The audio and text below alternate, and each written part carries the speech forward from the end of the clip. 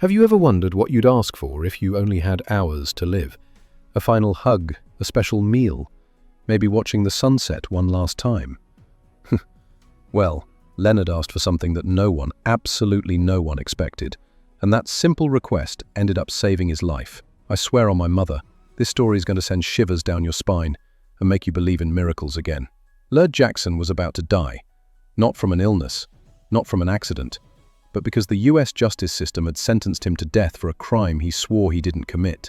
There he was in Ironwood Prison, lying on a steel bed, waiting for his final night on Earth. His date with death had come. Imagine being in his shoes for a second. 5 years locked up. 5 years screaming your innocence into the air.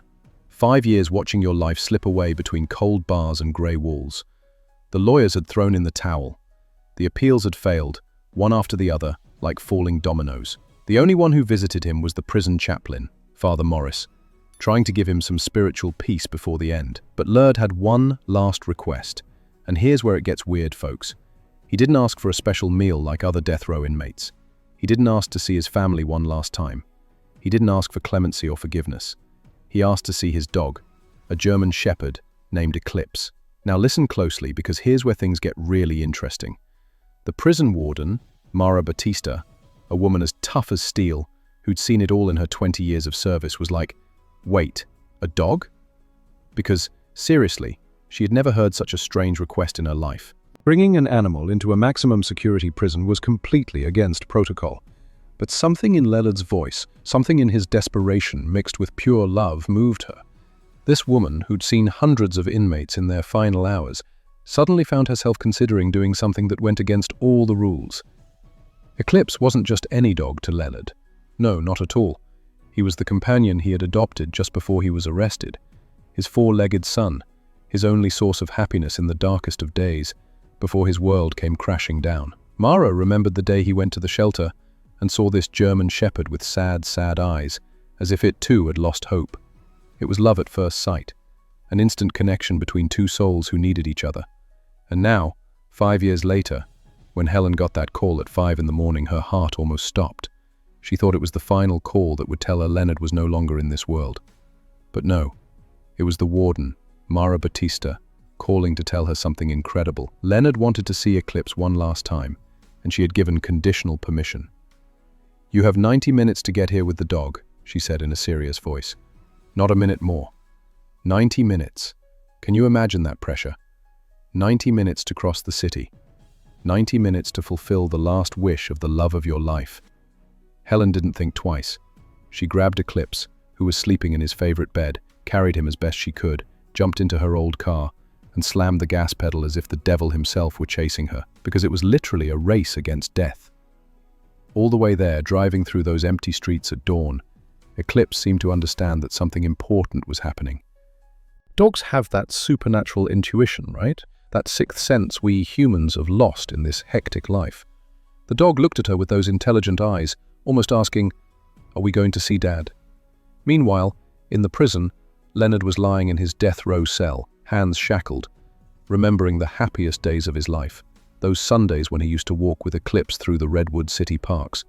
Those magical moments when the dog ran in circles, crazy with joy, chasing balls and barking at squirrels, not having the slightest idea that his owner would soon be ripped away from his life forever. Leonard closed his eyes and could still hear Eclipse barking. He could feel the soft fur between his fingers. He could remember how the dog greeted him every day after work, as if he were the greatest hero in the world. But here comes the part no one expected. It turns out there was a detective named Anton Delocroix, the same one who had investigated the original case 5 years ago. And for a long time, something just didn't sit right with him about that investigation. That horrible feeling in your stomach that tells you something is very, very wrong, you know? That gut instinct that won't let you sleep in peace, the one that haunts you in nightmares. Delocroix was one of those old-school investigators, the kind who don't let go of a case until they uncover the full truth. For months, he'd been going through Leonard's case files in his spare time, like some obsessive hobby. The more he dug, the more convinced he became that they'd sentenced the wrong man. There were inconsistencies in the evidence, testimonies that didn't add up, loose ends that had never been properly tied, evidence that had conveniently appeared. too perfect to be real. And now, with Leonard just hours away from execution, Delacroix was working against the clock to uncover the truth that had been hidden for 5 years. Helen arrived at the prison just in time, with Eclipse trembling with excitement in the passenger seat.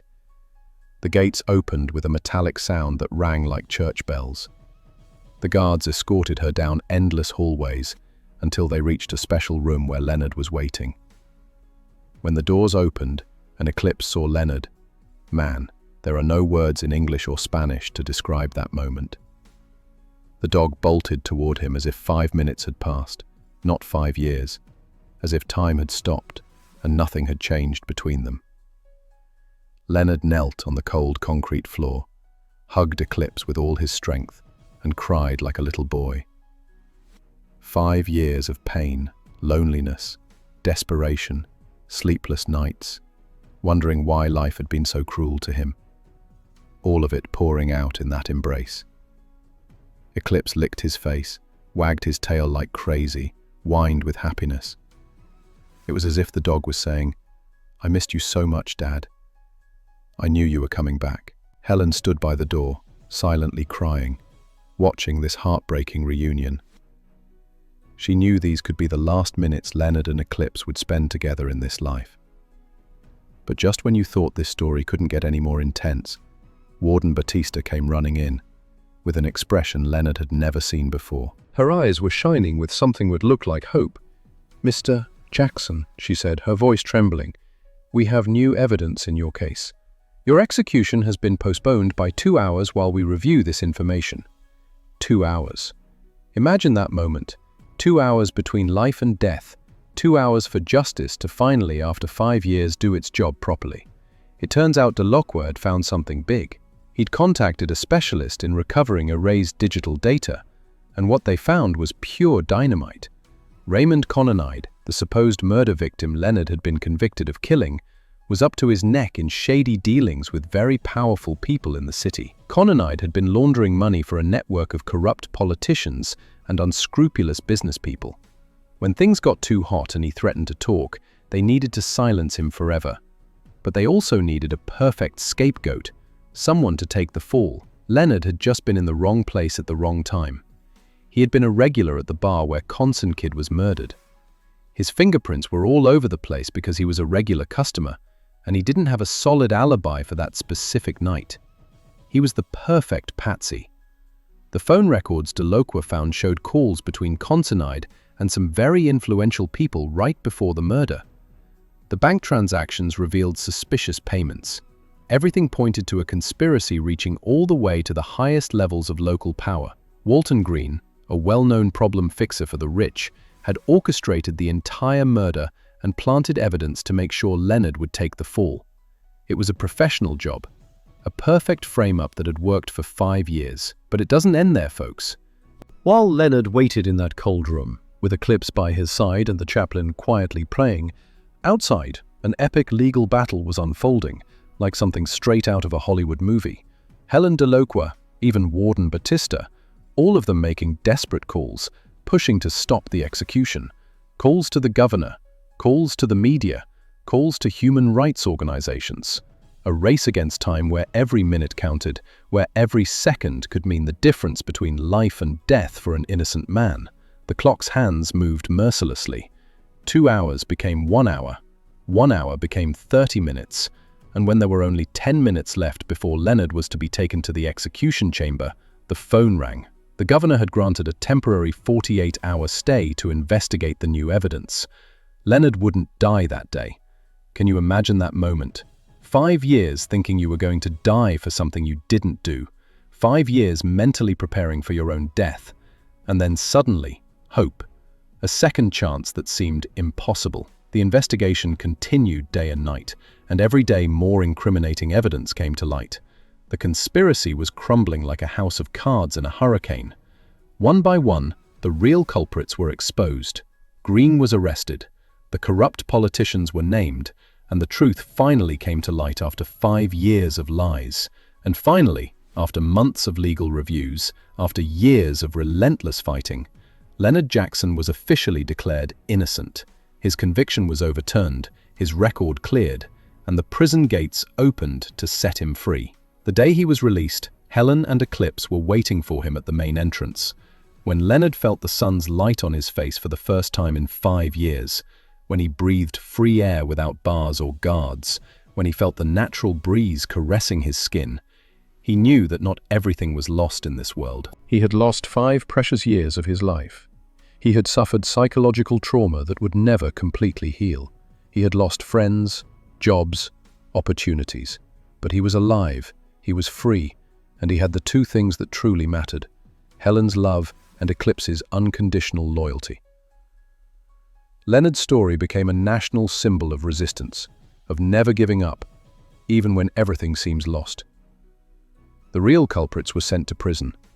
Justice finally prevailed, and Leonard could begin to rebuild his life, piece by piece, day by day. Now, every time you see Leonard walking with Eclipse through those same parks where they used to play before the nightmare, it's a living reminder that miracles do exist in this cruel world. That sometimes, when everything seems lost and darkness consumes you, hope can come from the most unexpected place. Who would have thought that a simple request to see a dog one last time would end up saving a human life? That the unconditional love of an animal and the unstoppable determination of a woman in love would be the exact keys to unlocking the rusted gates of justice. This story hit me hard in the heart, folks. It reminds us that we must never, never lose faith, that we must always fight for the truth, no matter how impossible the situation may seem, that sometimes angels come in the form of a German shepherd. If this story touched your soul like it did mine, hit like and share it with someone who needs to hear that miracles do exist. And don't forget to subscribe, because stories like this, ones that restore our faith in humanity, are exactly what we need most in these tough times. I'll see you in the next video, and always remember, never lose hope, because you never know when your eclipse will appear to save your life.